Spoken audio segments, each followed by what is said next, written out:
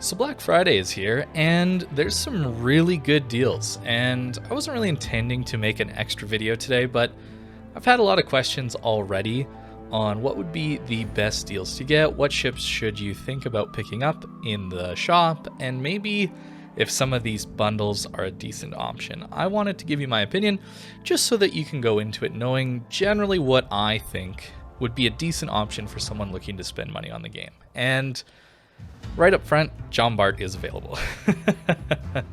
I really hate this practice of creating artificial scarcity on online goods and objects that are virtual by removing it from the game because it's too popular, it's too strong, and then you just go sell it at a limited time deal. I really don't like that. Personally, I would prefer they just balance the ships out.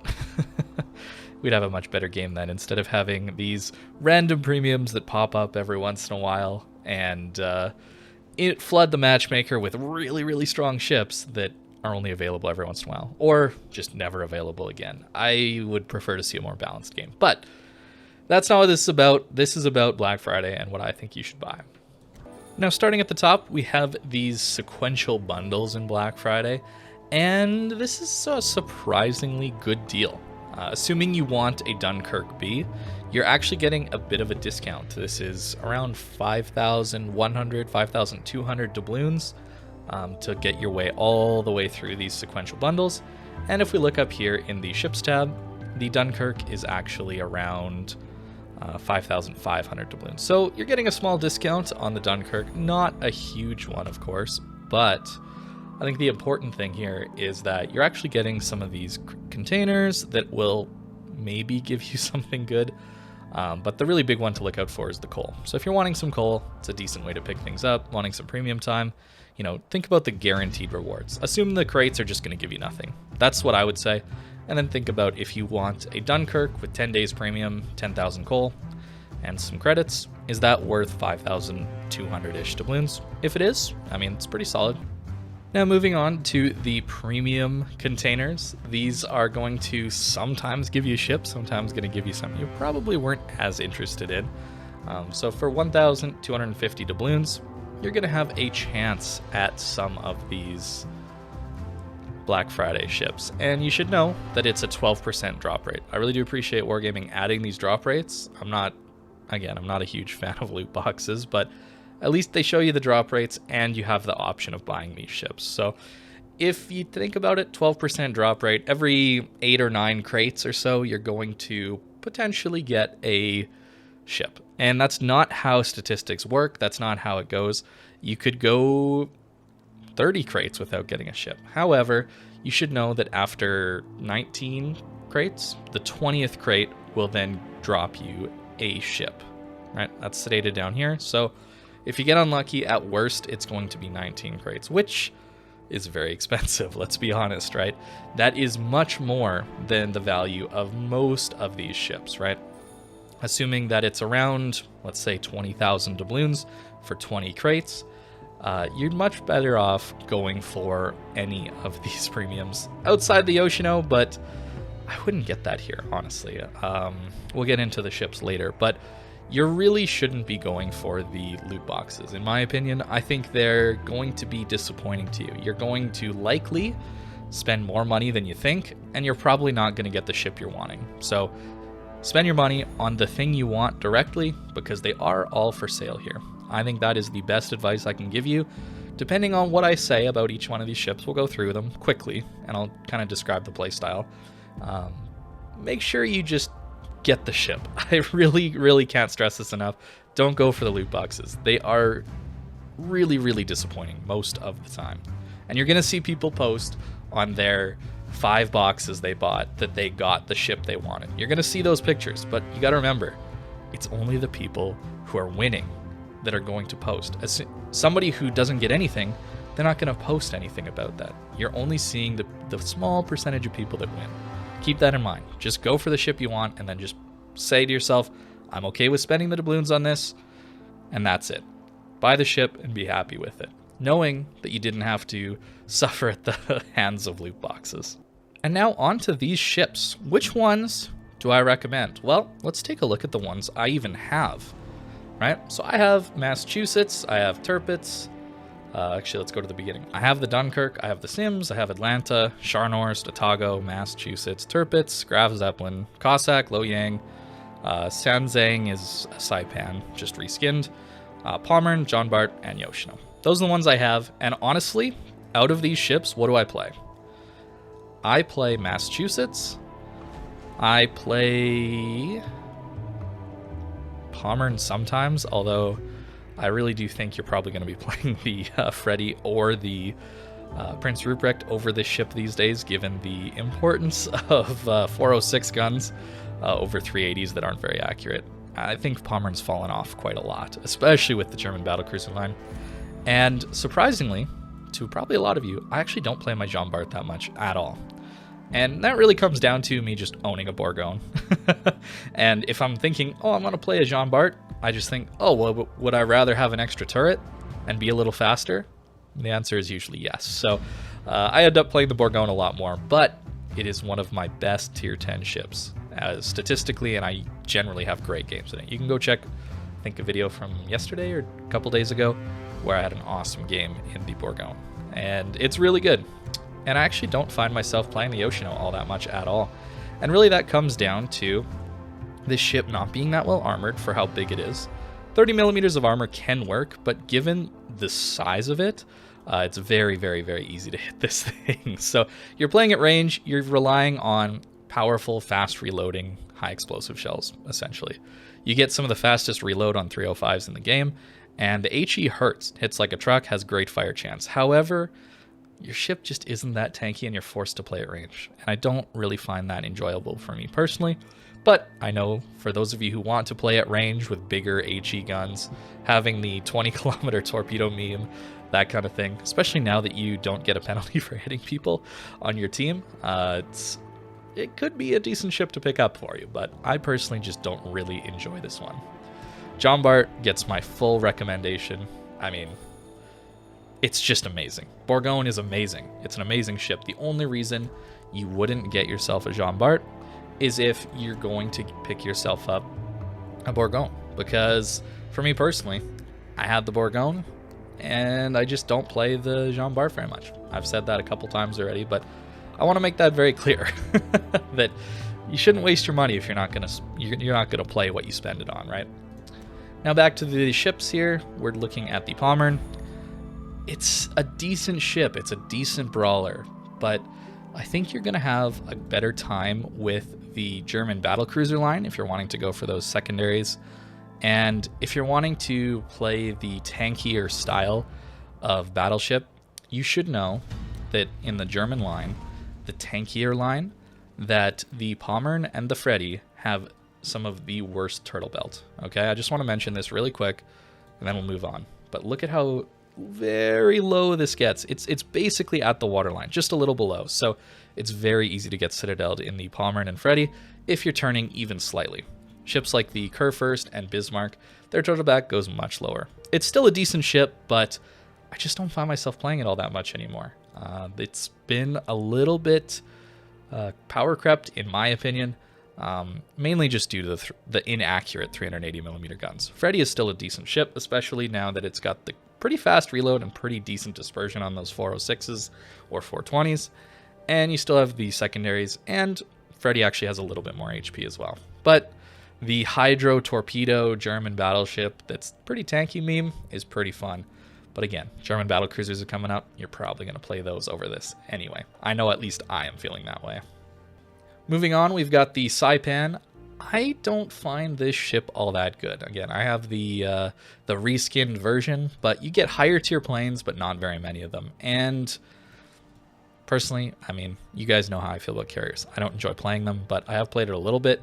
It is pretty hilarious when you hit your HE bombs or your rockets on people for just massive, massive damage, because again, they're tier 10 planes. But I think there are better options at tier 8. You should really be looking at the Chkalov or maybe a Kaga. Later on, we see that Kaga here. Tons and tons of planes on a Kaga. It's very hard to run out of planes on this thing. So I don't think I would go for the Saipan. If you're choosing between any of these three carriers, probably go with the Kaga out of all of them. I personally don't have it, so take that with a grain of salt, but out of these three, I think the Kaga is probably the best one. Onto the Loyang, a destroyer that is incredible. It's got tons of utility with its hydro and smoke combo, and it honestly is a ship I never play anymore. The lack of gunpowder and the mediocre torpedoes, it's a fun ship to play with its hydro if you can get in range of that hydro, but honestly, this ship just doesn't feel like it has a specialty at anything anymore.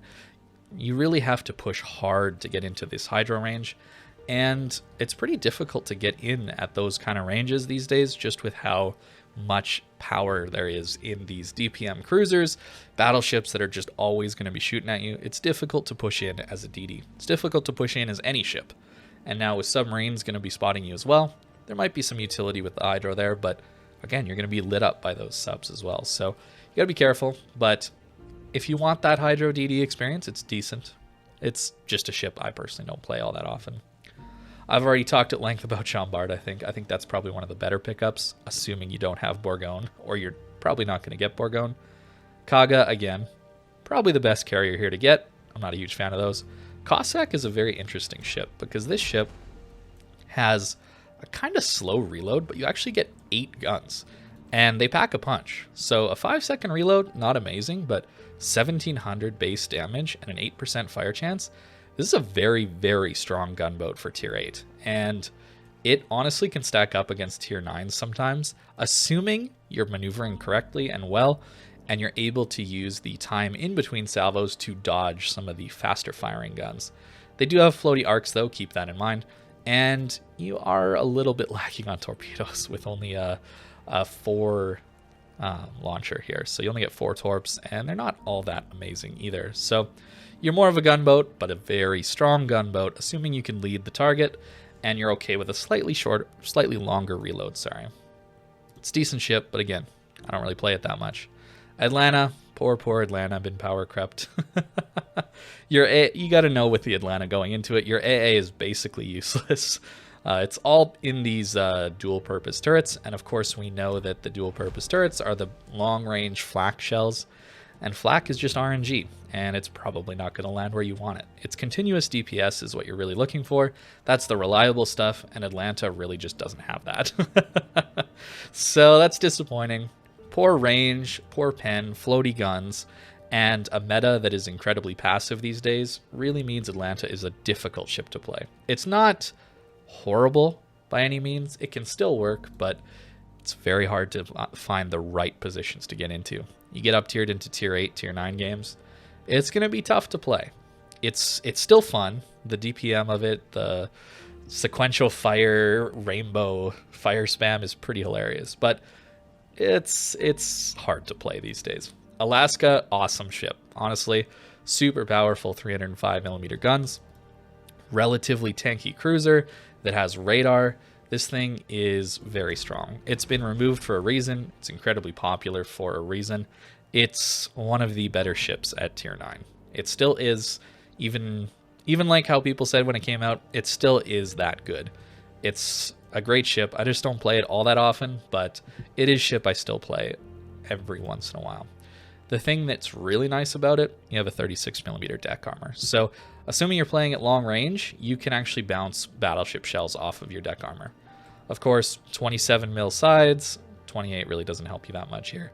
406s are still going to overmatch you, so you got to be a little bit careful about that. So you're not really tanky enough to go up against a full battleship, but as a support ship, as a flanker ship, as a island radar ship, this thing's awesome. And of course, improved pen angle AP that's heavy, that hits this hard, it's really good. They're floaty shells, you got to get used to that, but it's a very, very strong ship. Scharnhorst, I think this is a fun ship, but I don't think it's any good anymore. As horrible as that sounds, these guns are just not good. The guns were bad when they were released, and they've just gotten worse. So I wouldn't actually buy Scharnhorst. You should really be thinking about playing the Prince Heinrich at tier 7, the new German battlecruiser line. That thing is pretty solid. You got better secondaries, you've got better main guns, you got longer range torps. it's just a better ship, I think, than Scharnhorst. So I probably wouldn't invest in one these days.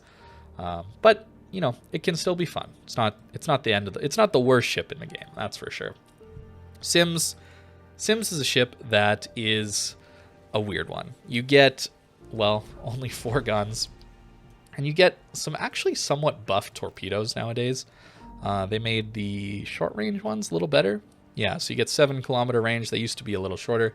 The ship's gotten buffed. It's really, you're bringing this ship in for its utility. The long American smoke duration is incredibly nice to have, but you miss out on the gunpowder compared to Mayan, right? You're missing a turret, and your torps are decent, a different, interesting choice, but the ship isn't really that meta-defining. It's decent. You can use it as a gunboat. You can use it to knife fight people. It's incredibly maneuverable. You can see a 2.7-second rudder shift with 500-meter turning radius, 38 knots. It's very maneuverable. It's a fun knife fighter if you're getting into those close brawly fights as a DD, but I'd say those don't happen too often anymore, and I wouldn't really recommend you spend money on a Sims these days. It is relatively cheap, but personally, don't play mine ever, really. Massachusetts. Now, this is one that you're going to think I would wholeheartedly recommend, considering in the past I have said this is my favorite battleship in the game. However, you have to remember this ship has been nerfed, okay? The secondaries are certainly not what they used to be. You only get the old accuracy, the original accuracy this ship came with, after 45 seconds? Or is it 35 seconds? I actually forget. Of your secondaries firing. 45 seconds.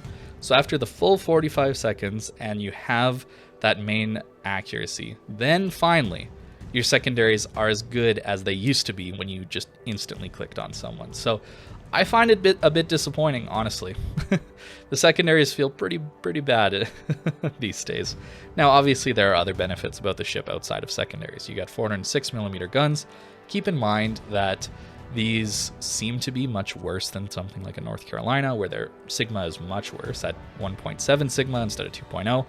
But the minimum dispersion value, so that's the best possible cluster you could have, is actually much better than the North Carolina. So you have lower lows and higher highs when it comes to how good your dispersion is. So it actually results in pretty decent salvos most of the time. You can't always count on it, but every once in a while you get some pretty solid salvos. So these are reasonably accurate 406s, and of course you get the incredible repair party that has a 40-second cooldown.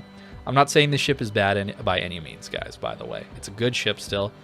I just find the secondaries a little disappointing now that they've been nerfed. That's all. You should get it if you don't have it and you're wanting that premium American secondary battleship feel. If you're looking for that, you don't think you're going to get Ohio, Massachusetts is a solid pickup. It's very strong in those tier 8 games, and it really is able to carry matches through. It's just, for me, who's played with the old secondaries, a little disappointing. That's all. Now on to the Tirpitz. I think you should not get this ship. If you're wanting a tier 8 secondary battleship, just buy the Massachusetts. It's better.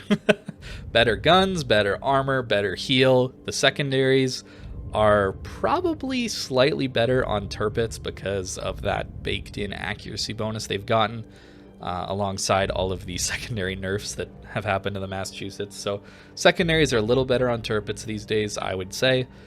Not by much, but a little better. And you have torpedoes. However, this ship has a tumor called a superstructure.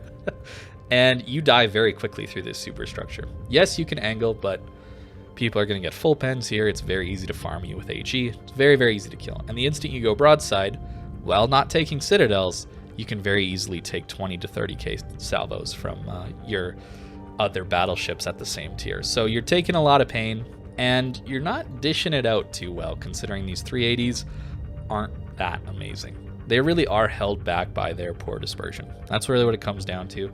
I have much better games in Massachusetts from a main gun standpoint, from a tanking standpoint, and I find myself far more confident in a Massachusetts and much better off to carry matches out. Tirpitz is still a decent, fun ship. I'm not saying you can't have fun in it. I just think the Massachusetts is still better, despite what I just said about it. Now, Atago is actually the very first premium I ever bought in this game, and I think it is one of the best cruisers that I've played. Not the overpowered meta-defining cruiser, but I think this thing is just fun. It's got great concealment, it's got great maneuverability, and your torpedoes have great firing angles. That's something you don't really get on the Japanese heavy cruisers. These torpedoes fire forward, these fire backwards. It's just so comfortable to play. I really, really do enjoy this ship. You have a long reload time. That is a given. However, it's a bit of a bonus because due to your long reload, you get heavy alpha strike damage potential. And in that 16-second time, combined with your maneuverability, you can make it incredibly hard for others to hit you. The more DPM focused ships at your tier struggle to deal with you just because even at 10, 12 kilometers, it's very hard to hit this ship when it's maneuvering. And even if you do hit this ship, there's actually the possibility you shatter or you bounce as a battleship player. 41mm deck armor means you're pretty safe at longer ranges. We talked about Alaska having a 36mm deck armor and how good that was for it. So a tier lower, a smaller ship, and one that's more maneuverable, it's very, very, very nice to have. However, if you're kiting away at this angle, and let's say you turn away, you have to consider that your citadel is actually stepped here. So you're going to eat citadels through here. It happens quite often to me when I'm not able to swing my angle in quite in time to make use of this good deck armor. You get penned right through here. 27mm overmatched by all 406 and above guns. It does hurt. However, it's a small target to hit, so it's not too likely. This ship is a ton of fun, and I don't play it very often anymore, but it is one of the more fun cruisers at the tier 8 mid-tier level. I really enjoy it, and that's all to say before you consider it has a heel. It's a tier 8 cruiser with a heel. I know that's getting more common these days, but this really was one of the strongest cruisers in the game back in the day just because of this heel, giving you that ability to take some damage, get into a pretty poor situation, and if you survive, you're able to still repair your ship and come back and fight. And it's not something every tier 8 cruiser can say. It's a great ship still, however, it's not the meta-defining ship anymore, that's for sure. So there you go. There's my recommendations for Black Friday. I think there's some good deals in here. Definitely avoid the premium containers. And Dunkerque is a decent deal if you're wanting a Dunkerque. It's not a great ship, but if you want it, it's a decent deal with the extra stuff you get with it. For me personally, if I was starting a new account or I was a new player and I didn't know what to get, but I knew I wanted to get a few premiums that would be fun to help me get some credits, that kind of thing, honestly, I would buy myself a Jean Bart. That would be the first one I'd buy, just because Bourgogne is so fun to me. And Jean Bart is amazing. People say it all the time, but it really is a great ship. I would also consider an Alaska, and I'd consider a Massachusetts. Those really are the three. And I mean, I am a battleship player. I like the bigger guns. I like hitting people hard, that kind of thing. So it shouldn't be all that surprising that these are the three that I would really buy. So that's my recommendation for you. I hope you guys enjoyed it, or at least gave you something to think about here. I think that there's some decent deals on offer. You just have to be a little bit careful on what you do. Just don't go for the containers. Really, that's what it comes down to. So thank you guys so much for watching, and I hope you have a great rest of your day. Maybe let me know in the comments down below what you decided to spend money on and what you think is a good deal as well. So I'll see you guys later.